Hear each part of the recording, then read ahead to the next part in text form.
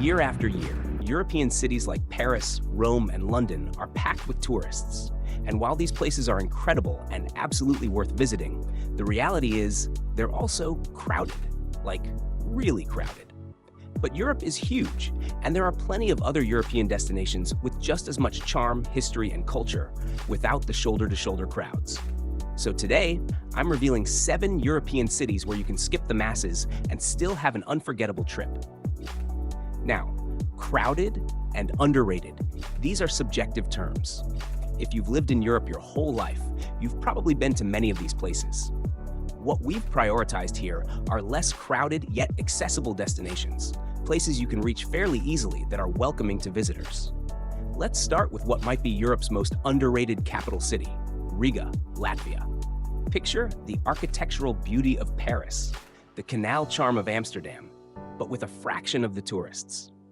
Riga's Art Nouveau district puts other European cities to shame. Over 800 buildings showcase some of the most spectacular Art Nouveau architecture you'll find anywhere in the world. And unlike the famous facades of Paris or Barcelona, here you can actually stop and admire them without being jostled by tour groups. But here's what makes Riga truly special. It's like getting 3 cities in one. First, you have the medieval Old Town, a UNESCO World Heritage Site where Gothic spires pierce the sky and cobblestone streets wind between buildings that have stood for centuries. Then, there's the Art Nouveau district I mentioned, where every building tells a story of the city's golden age. And finally, there's modern Riga, a city of cutting-edge restaurants, hidden speakeasies, and one of the most impressive food scenes in Northern Europe. Speaking of food, let me tell you about something unique, Riga Central Market. Housed in converted Zeppelin hangars, yes, actual hangars built for airships, it's one of Europe's largest markets. Imagine the food halls of Madrid or Barcelona, but inside massive industrial cathedral-like spaces. Local grandmothers sell their homemade pickles next to artisanal cheese vendors and fresh fish straight from the Baltic. This isn't a tourist attraction, it's where actual Rigans shop, eat, and socialize. Now, if you're enchanted by Riga, wait until you see what's just a few hours north. Tallinn, Estonia feels like it was plucked straight from a fairy tale, but with a modern twist that might surprise you. The medieval old town is so well preserved, it makes parts of Prague look modern in comparison. But here's what most people don't know about Tallinn. It's also Europe's most digitally advanced city. Imagine starting your morning walking through streets that haven't changed since the 14th century, then having lunch in a former Soviet submarine factory that's been transformed into the city's coolest cultural hub. That's Tallinn, where medieval meets cutting edge.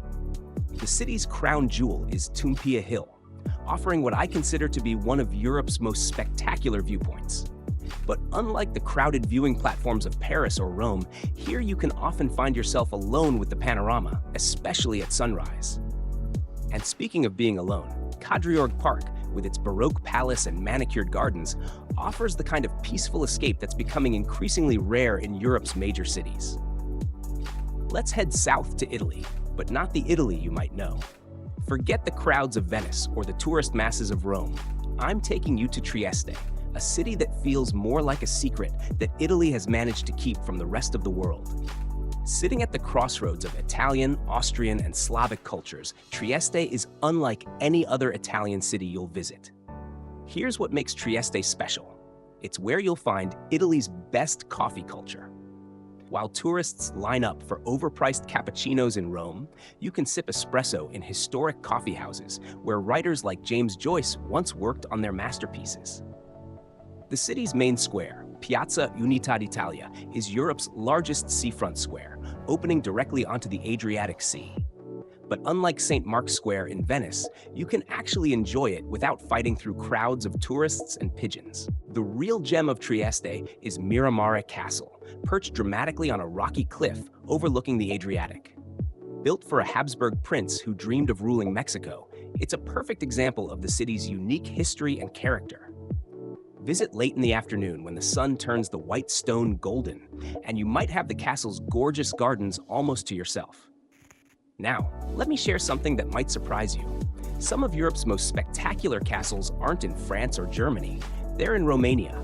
While everyone else is queuing for hours to see Neuschwanstein Castle, you could be exploring Peleș Castle, a neo-Renaissance masterpiece that's arguably more beautiful and certainly less crowded. But Romania isn't just about castles. Cities like Brașov and Sibiu offer everything people love about medieval European towns, but with an authenticity that's becoming rare in more tourist-heavy destinations. Imagine colorful Baroque buildings, cafe-lined squares, and surrounding mountains that look like they're straight out of The Sound of Music, but without the sound of tour guides, with megaphones. Here's a secret most travelers miss. The Transfiguration Highway, winding through the Carpathian Mountains, makes Italy's Amalfi Coast look like a straight road. Top Gear called it the best road in the world, but unlike the crowded roads of Western Europe, here you can often have the spectacular views all to yourself. Let me take you to a city older than Rome, more colorful than Copenhagen, but somehow still under the tourist radar: Plovdiv, Bulgaria. This is a city where you can literally walk through 8,000 years of history, and while tourists crowd into Athens for ancient ruins, Plovdiv's Roman amphitheater is not only better preserved, but still hosts performances under the stars. Imagine watching a concert in a 2,000-year-old venue with just a few hundred people instead of fighting through tourist crowds. The old town of Plovdiv will make you rethink everything you know about Bulgarian culture. While everyone associates colorful architecture with places like Burano in Venice, Plovdiv's revival-era mansions burst with vibrant colors and intricate wooden details. These aren't museums. Many are still living spaces, art galleries, and family-run guest houses where you can actually stay for less than a night in Venice. But here's what makes Plovdiv truly special: the Kapana district, the city's creative heart. Imagine the artistic energy of Berlin's street art scene combined with Bulgarian hospitality and prices that will make you wonder why you ever paid $5 for a coffee in Western Europe. The name Kapana means the trap. And yes, its maze-like streets might trap you, but in the best possible way. Unlike the touristy artistic quarters of Paris or Barcelona, Kapana remains authentically local. Artists still have their studios here, and the cafes are full of locals, not tour groups. Don't miss the hills of Plovdiv. The city is built on 7 of them, like Rome, but these are far less crowded. Nebet Tepe, one of the oldest parts of the city, offers panoramic views that rival any in Europe. At sunset, you'll see the entire city painted in golden light, from ancient ruins to Ottoman minarets to Soviet-era monuments, telling Bulgaria's complex story in one sweeping vista. If you're looking for Mediterranean beaches without Mediterranean crowds, Albania is Europe's best-kept secret. But let me tell you why it's so much more than just beautiful coastline. While millions crowd onto the beaches of Greece and Croatia, Albania offers something increasingly rare in Europe: genuine surprise and discovery. Let's start with Berat, known as the City of 1,000 Windows. Imagine a place that looks like something from a fantasy movie.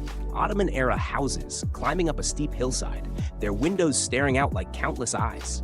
UNESCO protected? Yes. Crowded with tourists? Not even close. The best part? You can actually stay in many of these historic houses, converted into boutique hotels that cost less than a hostel bed in Paris. Wake up to views that people pay hundreds for in Santorini, but here you'll share them with mainly local residents. The capital, Tirana, will completely change your perception of Eastern European cities. While tourists flock to Prague or Budapest, Tirana offers something different: a city reinventing itself in real time. The city's communist-era buildings haven't been hidden away. They've been transformed into canvases for massive artistic expressions. The former nuclear bunker? It's now a fascinating contemporary art space. And the food scene? Imagine Italian quality ingredients meeting Turkish cooking techniques with prices that seem like they're from another era. But here's Albania's secret weapon: the Albanian Riviera. While the beaches of Croatia's Dalmatian coast have become Instagram hotspots, Albania's pristine beaches remain relatively unknown. Places like Ksamil offer the same crystal-clear waters as famous Mediterranean destinations, but instead of fighting for beach space, you might find yourself alone on a perfect stretch of sand. And those ancient Greek ruins everyone crowds to see in Athens? Albania has Butrint, an equally impressive archaeological site where you can often explore without another tourist in sight. Finally, let me show you the Belgian city that gives you everything you love about Bruges, but with local life still intact: Ghent. While tourists pack into Bruges' medieval center, Ghent maintains its authentic charm while hiding some of Europe's most impressive architectural treasures. The city center has more protected historic buildings than any other Belgian city, but unlike Bruges, it doesn't feel like a medieval theme park. Let's talk about what makes Ghent special. It's a city where you can admire world-famous medieval art in the morning, enjoy lunch at a student cafe, and spend the evening at a jazz concert in a converted 13th century hospital. The Ghent altarpiece, one of the most important works of art in European history, draws far fewer crowds than the Mona Lisa, yet art historians consider it equally significant. And unlike the hours-long queues at the Louvre, you can often walk right in to see it. The food scene in Ghent might surprise you. While tourists line up for waffles in Brussels, Ghent has become Europe's vegetarian capital, with innovative restaurants that are changing how people think about Belgian cuisine. The historic Potterschool neighborhood offers the same medieval charm as Bruges' famous streets, but here you'll find locals enjoying evening drinks alongside visitors. Don't miss the weekly Korenmarkt flower market. Imagine Amsterdam's famous flower market, but with mostly locals buying their weekly blooms. Here's something most visitors don't know about Ghent. It comes alive at night in a way that few historic cities do.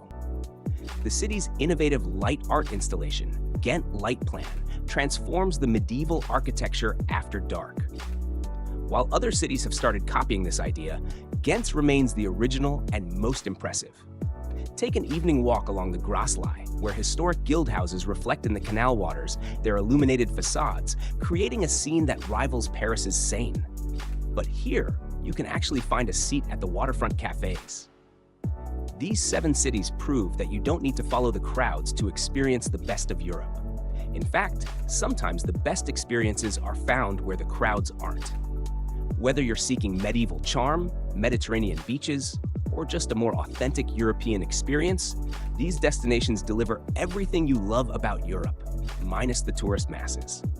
And here's the best part: 2025 is the perfect time to visit these places.